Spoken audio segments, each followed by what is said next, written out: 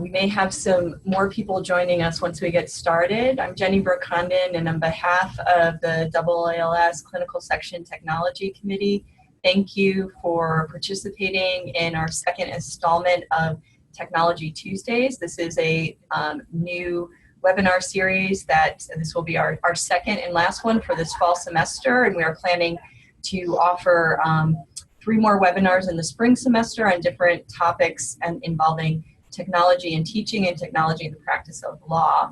We're really lucky to have with us today Claire Lorem of TutorPro, and TutorPro provides the Legal Tech Audit, which is a fee-based software for law businesses that allows legal practitioners to assess whether or not they're effectively using technology. TutorPro has made this program available to legal educators free of charge with the help of Suffolk Law School. We have Professor Gabe Tenenbaum of Suffolk here with us today to talk about their collaboration and how legal educators around the country are using the Legal Tech Audit to help their students in the area of technology. So I'm going to turn my screen off now. If anyone has a question as we move forward in the webinar, I'm going to moderate questions via chat. So if you can, if you see at the bottom of your screen, there's a chat function. If you have a question, you can put it there, and I will interject in a moment that makes sense for Claire and Gabe. And I think they're going to reserve a little bit of time at the end for questions as well, but we welcome you to let us know if there's something you don't understand as the webinar is progressing. So Claire, thank you. Great, thank you. Good morning, everybody. Gabe, are you happy for me to go ahead and start the presentation, or would you like to do a little intro to get us started? Well, however you prefer, you're welcome to go ahead. Okay, fantastic. I'm going to go ahead and share my screen here. I'm going to hope we do the right one. Okay, so I'm hoping that you can see my presentation here on screen. So again, good morning or good afternoon, everybody, depending on where you are in the world. Thank you for joining us today. Today's webinar is about technology training and the practice of law in the 21st century. So as Jenny Brooke introduced me, my name is Claire Lorem, and I'm TutorPro's VP Client Success. I'm going to take a quick moment to give you a little bit of background about TutorPro before we get started. TutorPro has been a global leader in the e-learning and assessment space for 27 years now, and predominantly we have spent that time in the legal sector. We develop solutions to help law firms reduce training costs whilst offering users highly effective training for improved productivity. Our knowledgeable team of e-learning professionals, we have a 40+ years experience in working in law firms and legal departments. So I wanted to start today by explaining how TutorPro got involved in the Legal Tech Audit, the Law School edition. So with the changes of the law firm environment, there are several reasons why change is required in the way we train users, and why law students need to come in to the firm understanding that technology is an integral part of the business environment. So it's no longer optional. They must be able to use it, and they must be efficient. Otherwise, they're not going to last very long and won't retain many clients. So flat rate billing is just one example of this. Now, clients are demanding that firms prove proficiency whilst using technology, so they aren't getting billed for inadequate knowledge and inefficiency. So all of this was brought to light in a very public forum by Casey Flaherty, and as I said, a very public forum, and became a hot topic. So this created the Legal Tech Audit commercial version. And this is something that is sold by Casey and his company. Now, TutorPro was initially involved in the commercial version. Casey had written the assessment, and TutorPro provided the technology. Now, however, our existing law firm clients requested that we worked with them individually and develop custom assessments, as they didn't want an out-of-the-box assessment, as law firms can't really work in that way. They have a number of custom add-ins, there's different ways of working. So a law firm's assessment must be very specific to the individual firm. So we walked away from that partnership in providing a standardized test, and we as TutorPro continue to develop custom specific assessments and joined LTC4, which is a non-profit organisation that are working with law firms. However, whilst working with Casey to provide the commercial version, we met with Andy Perlman and Gabe, who's on the call today, from Suffolk Law School. And after a number of discussions, we did see a place for a law school edition of the audit. Now, this was not to be a commercial version, it's not to be sold. So TutorPro and Suffolk Law donated the time and the efforts. TutorPro created the audit, we provide the technology, and we monitor the audit. So moving on. In March 2014, we began collaborating with Suffolk Law School in the development of the legal tech audit, the Law School Edition, or the LTA LSE as it's commonly known. In June 2014, Level 1 was released. Between March and June, we went through a round with an advisory board. We decided on the topics, we created it, we tested it, we released it, we went live in 2014. Several hundred users have signed up and have taken the assessments through the TutorPro portal. In March 2015, we released Level 2 of the LTA LSE, which provided further skills on top of Level 1. And in April 2015, we released a version of the LTA LSE for the Mac. And in July 2015, we released Level 3. So the technology. TutorPro have developed the world's most advanced e-learning and assessment creation tool called the Live Content Studio. Now, this tool allows for quick and intuitive creation of e-learning and assessments delivered truly live and in the application. So this allows for the users to learn and be assessed across multiple applications simultaneously and complete tasks using any method. So this new concept of learning sees an increase in user adoption, and it increases knowledge retention. I'm going to show you a quick demo. I'm going to hope this comes across okay on the screen share. As Live Content Studio is a very unique concept, it's easier to understand once you've seen it. So I'm just going to launch an example here. And this isn't an example from the audit. We're going to look at that later. So the content itself can be launched like any other learning module, but for those of you that are familiar with e-learning, you may be used to seeing a graphic, a simulated example, or working in a simulated environment of the application. The difference with Live Content Studio is it allows the user to launch the content and actually complete the task in the live application. And this is what we do with the LTA LSE. So this particular module is just a short snapshot of how to turn on track changes, as you can see here, hopefully. So the user launches the content, they open up their live application. Okay, so this is my version of Word here. We click next, it tells us what we're going to be doing. And then it tells us a little bit of information about the feature, in this instance, track changes. Open a document, we already have that open, so we'll click next. And then it tells us that the tracking options are located on the review tab. When we click on the review tab, there's also a little balloon tip here to show me where to click. When we click on the review tab, the instruction automatically moves forward, and the balloon tip again points us in the next step. We click track changes, it gives us some best practices about that particular feature. We click next, and we've finished.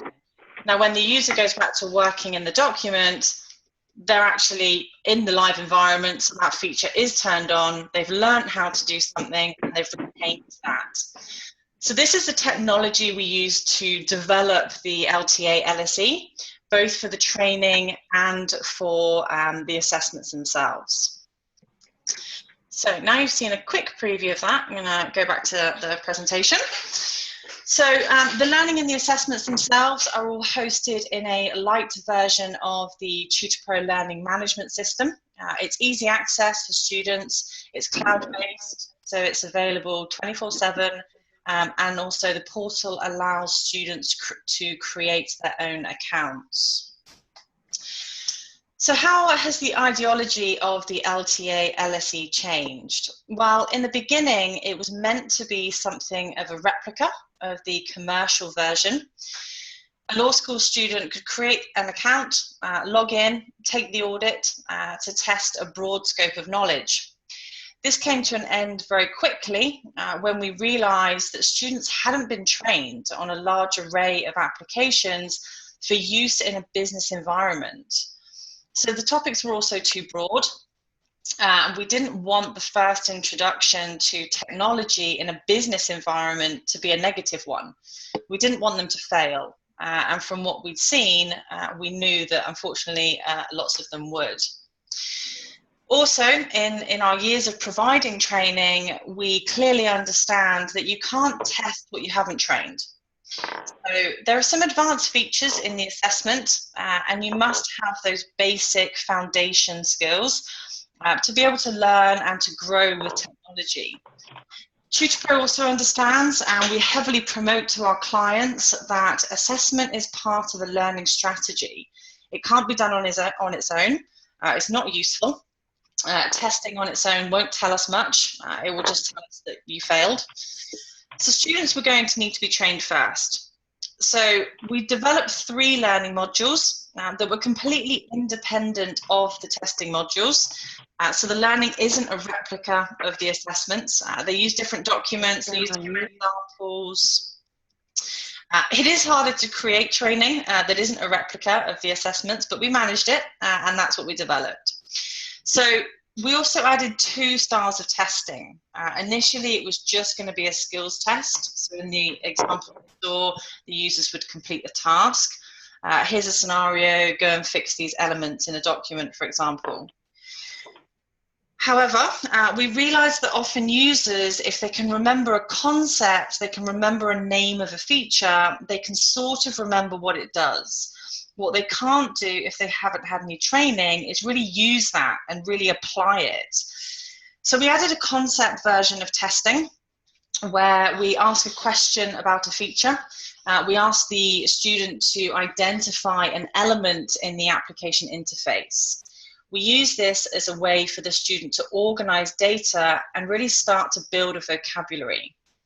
So we teach the concept, we test the concept, we teach the skill levels, and then we ask the user to complete those skills. It's a pretty full and robust test, and it's intended to help law students hit the ground running. So it's not to teach a full technology curriculum while they're in law school. I don't think that's possible. Technology skills are learned by doing and experiencing, and you build experience, obviously, from working in a law firm. Law school, however, is the perfect time to teach those foundation skills, to teach best practices, not features that may not be used in a law firm the way you're teaching them. So we've taken a pretty broad view of the topics, but given them specific information to the legal environment, so they are very legal specific tasks. So levels 1, 2, and 3 are all based on Word. Why Word? Well, it's the primary application used in any law firm. Documents are a law firm's bread and butter. They're duped and revised, copied and repurposed on a magnificent scale. We don't cover everything in Word, as I mentioned. This won't be the end of the student's Word training by all means. This is simply an introduction and will help the students go into a law firm, modify a document, and not destroy someone else's hard work. We also help them with collaborating with others when working in Word, in addition to training skills. So key elements to be efficient. Poorly structured legal documents cost firms millions of dollars each year. It may seem silly and a little bit excessive, but unfortunately it's absolutely true. Here at TutorPro, we wrote an article called A Day in the Life of a Document, where we go through the process of someone retaining a client at a flat fee to produce a document, an associate being assigned the first draft of that document, being unable to locate it in the DMS, having to go to someone else to get that done, downloading a document that's poorly structured, spending hours editing it, and then having to ditch it because it's not workable anymore. So we give students some real examples of how that compounds. If you're going to save a document that's poorly structured, rather than correct it or create a new one, someone else is going to have to download it and pay that fee to correct it. There's no way to get around that if users haven't been trained. And knowledge and experience increased productivity over time. So one class is never going to train you on everything. Starting now in law schools, however, though, is the perfect time. Students won't have access to time and billing applications. They do have access to the office applications and documents as they're taught those in class. So it's the perfect place to start. And we're going to talk about how you can use this in class a little bit later. So before we went live with the LTA LSE, we did a beta. There were 12 members on the advisory panel. We discussed our thoughts on training law school students, what we could train and what we could test. The members of the panel consisted of law firm trainers, law firm administrators and law school administrators, and professors. We piloted it to everyone so they could make their comments. 4 members of the panel took the content, so only those 4 members could really make a detailed and informed decision. 2 members passed the concept check, so that's the question that they can answer, the kind of multiple choice, where they look at and try and identify a feature in the application. And then the 2 members passed that concept check and the skills demonstration, which is a task-based element that we saw when they complete the task in the live application. Obviously, in the assessment, they don't get those balloon tips, but it's the same experience. So both of those that passed the concept check and skills demonstration were both legal trainers. We had 2 other users that passed the concept check but failed the skills demonstration. And there was a real significant difference in those scores.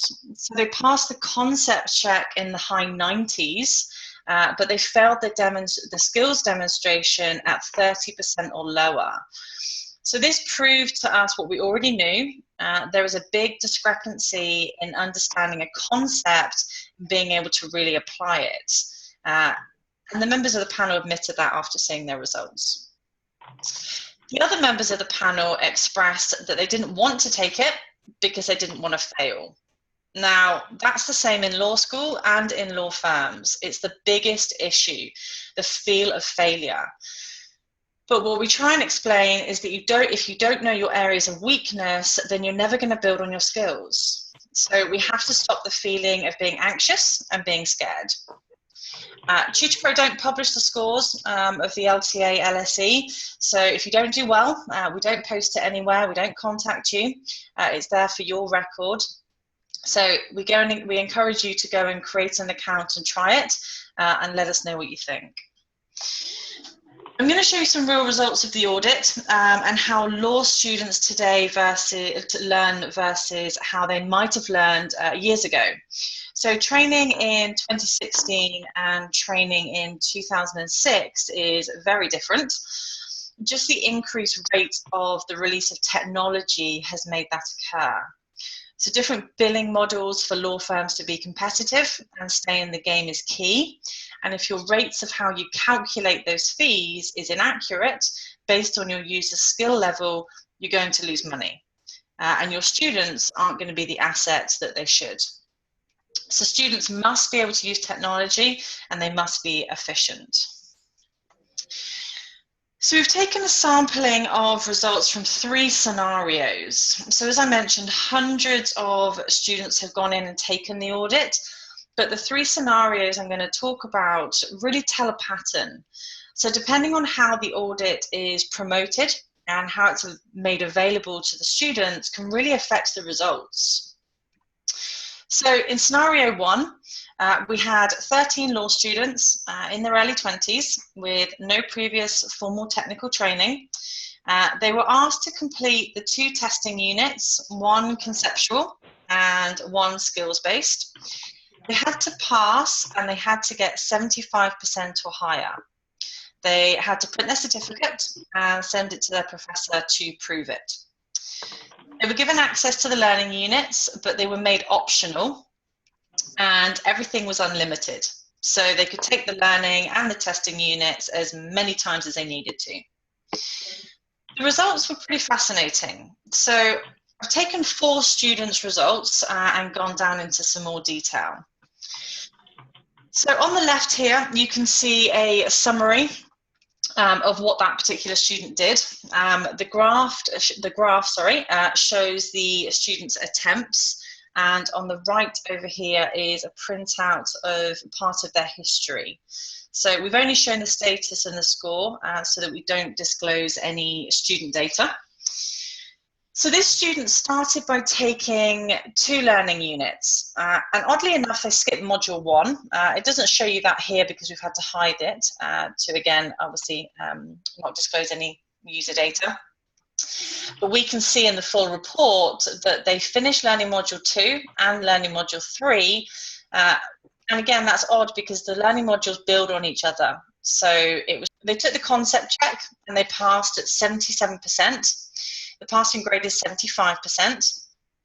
They took the same learning modules again, which was fine. They can retake those as many times as they need.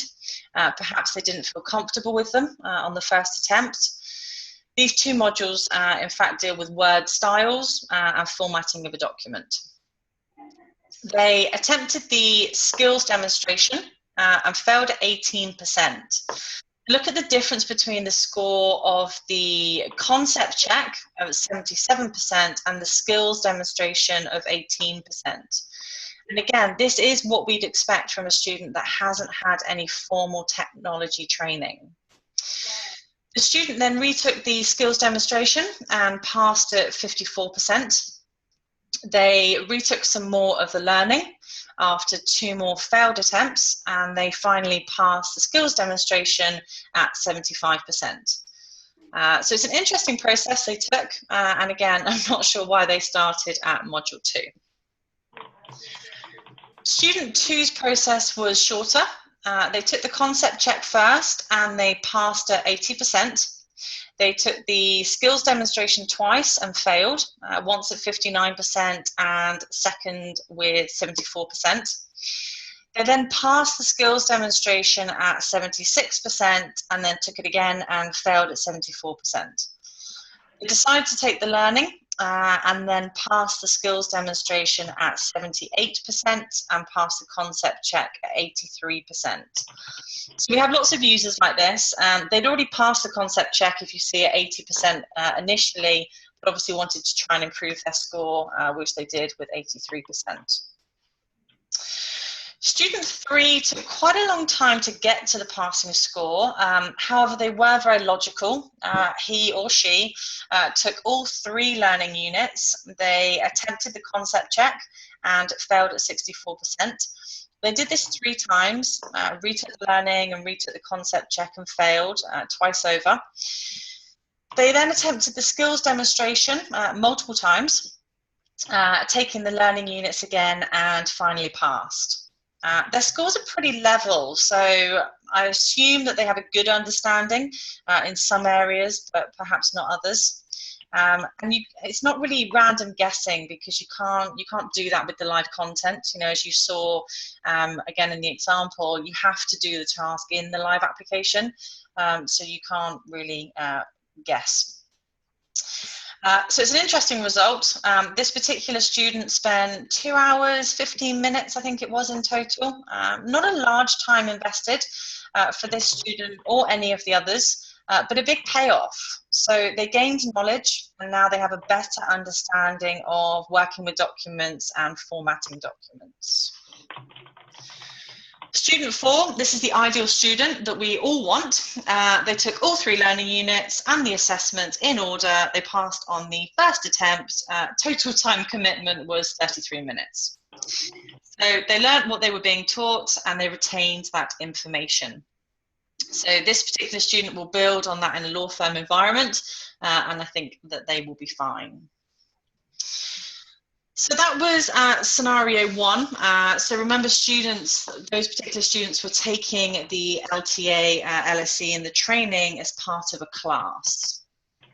Scenario 2 is just an overview in the interest of time. These results were part of a technology seminar that happened at the end of a semester. The seminar covered a variety of technology for the legal environment, lots of different topics, so not just in office.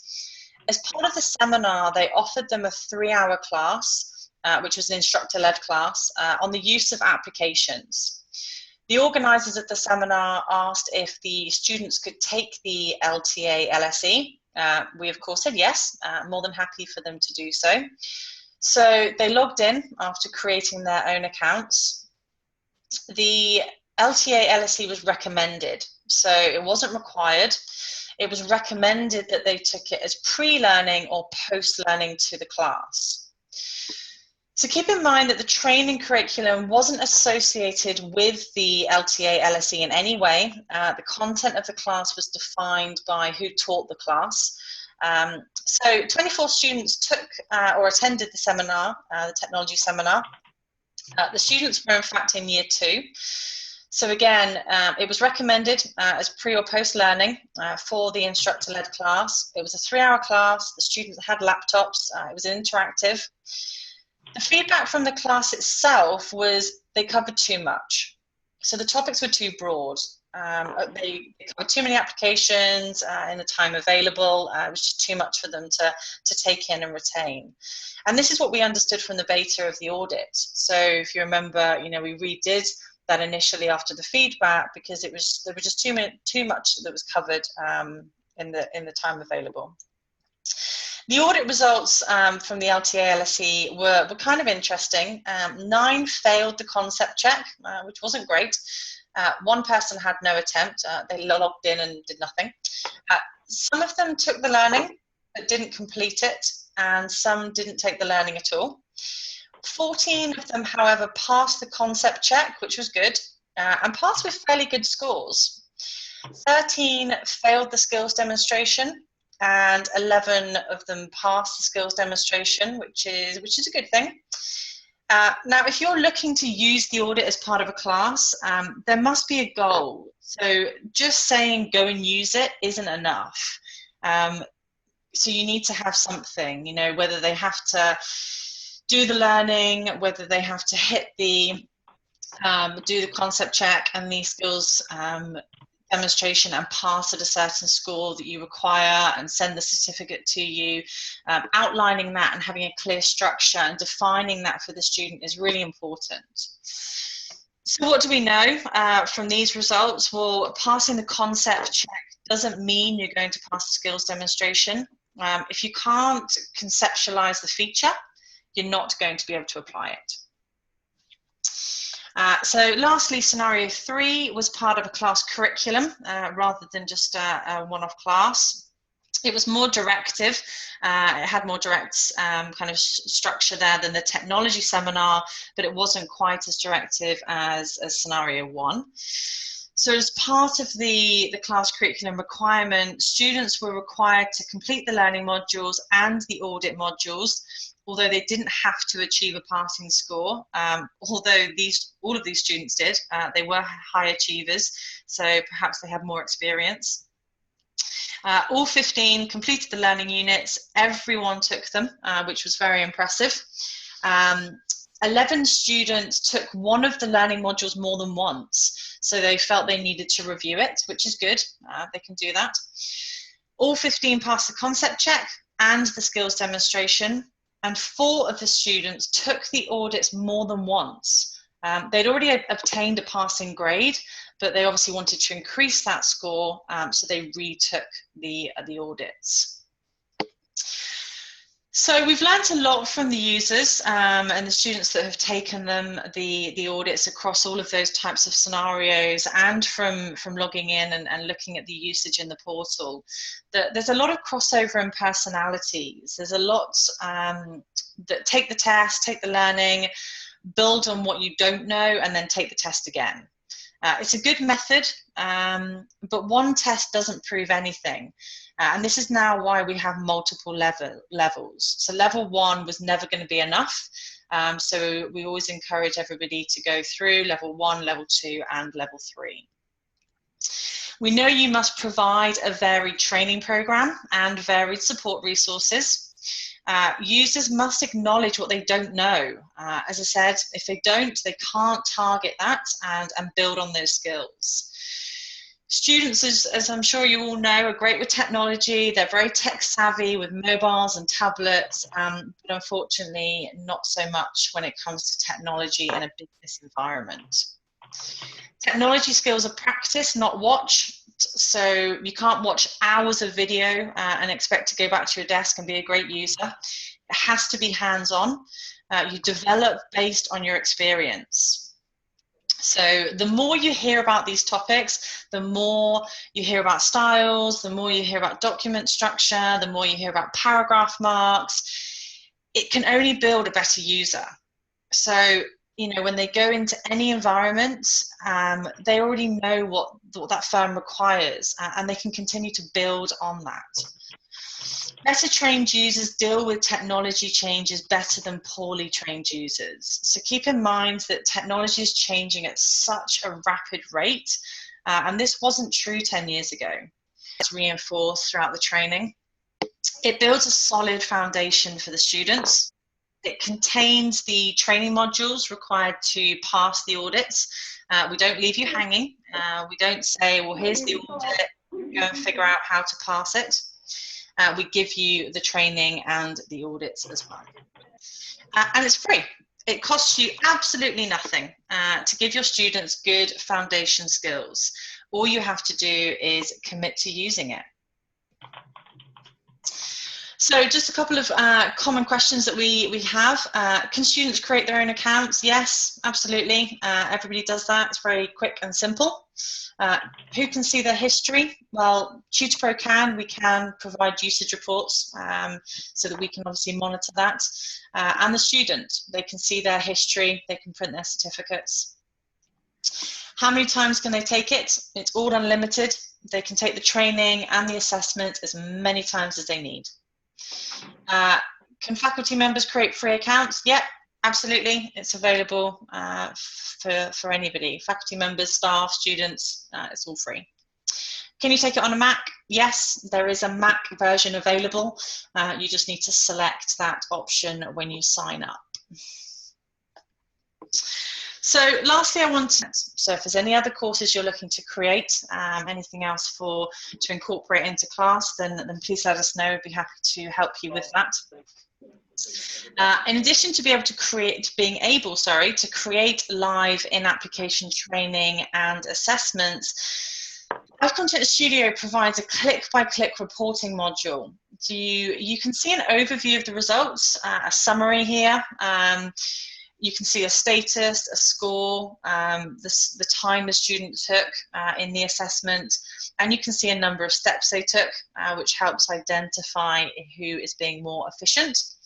And like no other tool, you can see every single step they took. So which method did they use? Who's heavy on keyboard shortcuts? Who uses the method you've trained in class versus a method they already know? And all of this helps you pinpoint and target training.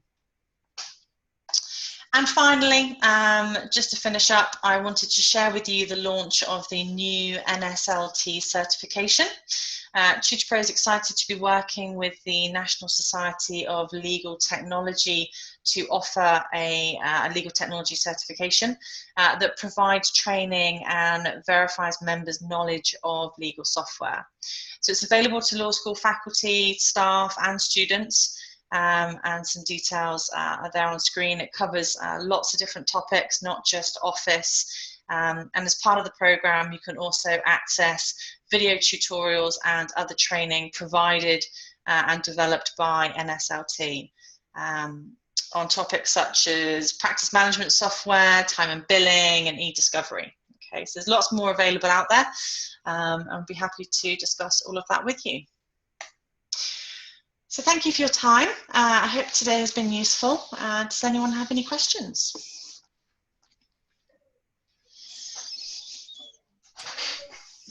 Claire, this is Jenny Brooke. Thank you for all that very helpful information. And based upon the different way you described incorporating it into classes, I'm wondering if you can comment on something we've been thinking about in our clinical program, having students who are enrolled in different classes, different clinics within our center, do the legal tech audit as part of a orientation where they would be required to perhaps do the legal tech audit before they actually begin their work in the class. I see, some disadvantages of that based upon the experiences you've described.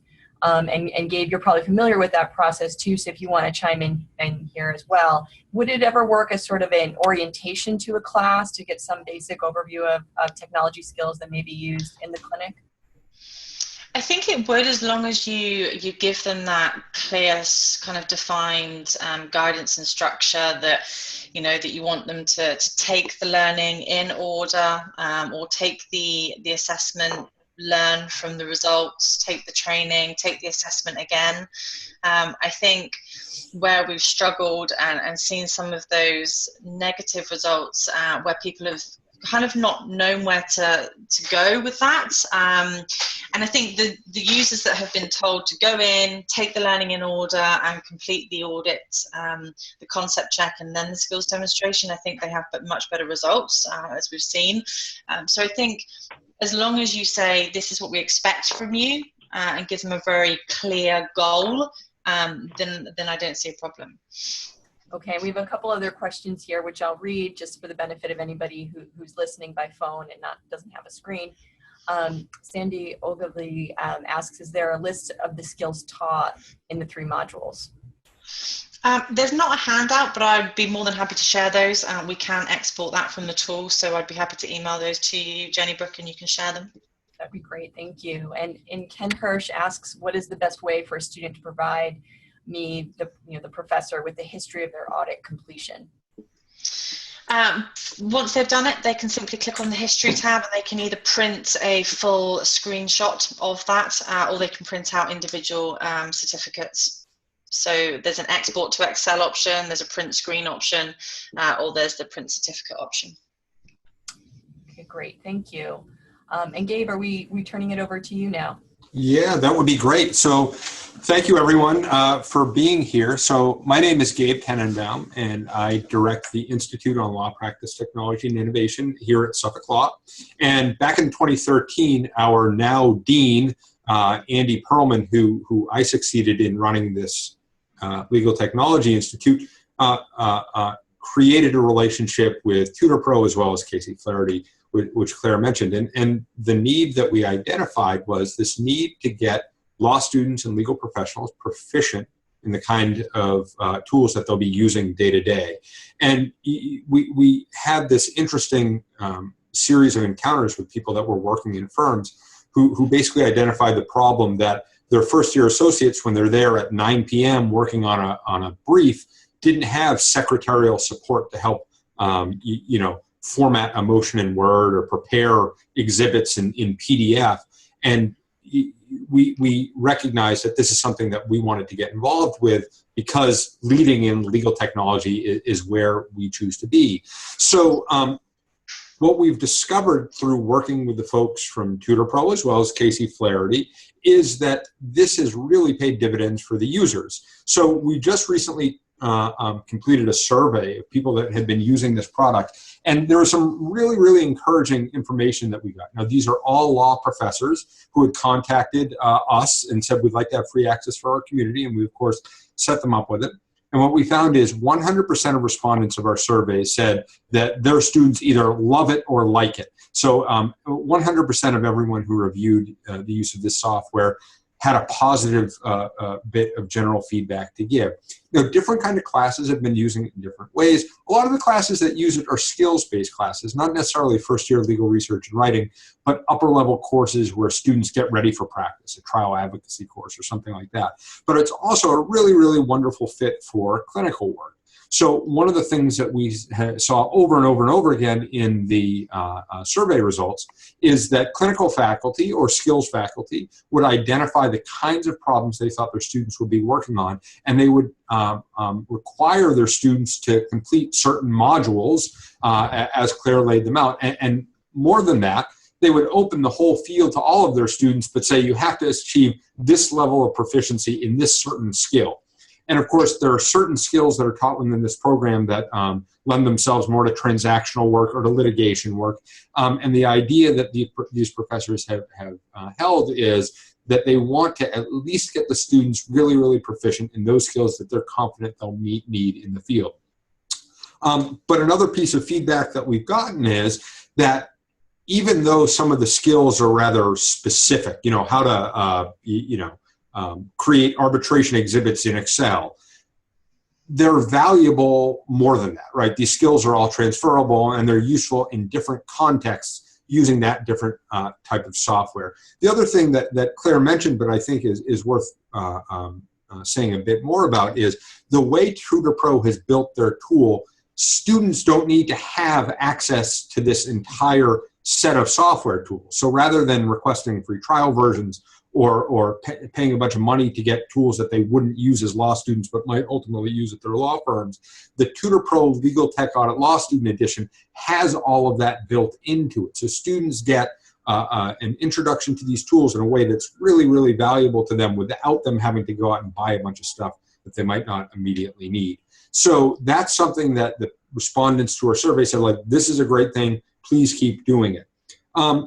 The final thing that I thought was quite interesting that the people who are professors said about their students' use was about how they plan to continue using it. Every respondent to the survey said, we'll continue to use it or we'll expand the way that we use it, whether that's to different communities around the school or in different ways with their students. So we've gotten just like wonderful feedback. As Claire said, this is a free product. TutorPro and Suffolk are trying to do this because it's the right thing for our students and it's the right thing for the community, and we're glad to put our time into it. So I'm glad to take questions. I think Claire covered the really important point, except for one that I don't think she did mention, how you can sign your community up. And that's quite simple. You can go to techassessment.legal. That's techassessment.legal, and there's a little form you fill in. And what happens is that form gets sent over to us at Suffolk. We make sure that you get the information you need to set up their community. Claire and the team at TutorPro go above and beyond to be super helpful to faculty members to get them set up. As a matter of fact, Claire hasn't said this, but she's across the pond, and I think it's past her bedtime, but she's willing to work even in this context. So once you sign up at techassessment.legal, we make sure that you guys are squared away and get the feedback and support that you need. So with that said, I'll stop talking and I'll be glad to answer any questions if it's useful.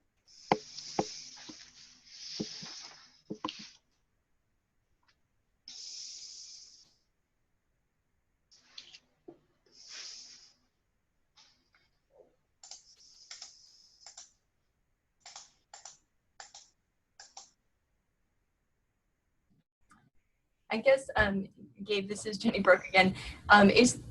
Claire's presentation was really helpful, and there's a lot to digest there based upon the different scenarios. But is there any sort of best practices that you would sort of summarize for the community about how to incorporate it into a clinical or externship experience? Yeah, so I see the perfect way to use this as simply being to assign the material to students. Look, it's a few hours worth of work, but it's not like it's something that is an insane amount to ask someone to do.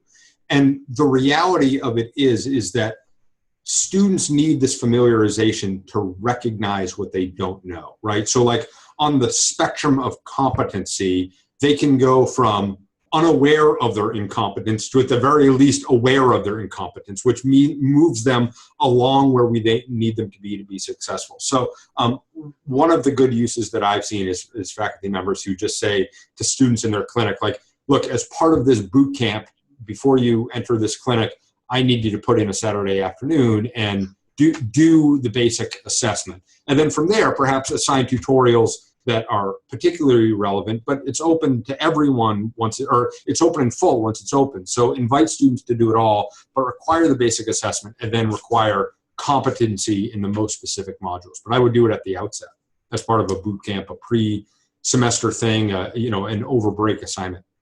Great, okay. And Sandy asked whether there's any plans to add modules for other products such as Excel. Yeah, we've had a few requests recently for Excel, so we are discussing that, and we'll go back to Gabe and the team and perhaps the advisory panel and go through a beta and things again next year for Excel. And possibly others as well. So any requests you have, send them along. We're always happy to expand on it. It's, you know, had a lot of usage, some great feedback. So we'd love to continue providing it and expand on it.